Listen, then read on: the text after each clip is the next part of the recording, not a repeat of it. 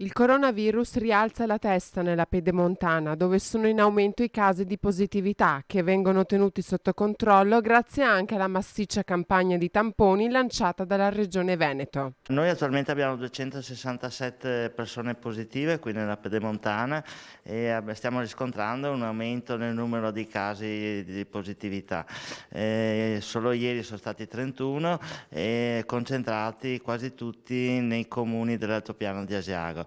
Bisogna avere molta attenzione in questo periodo.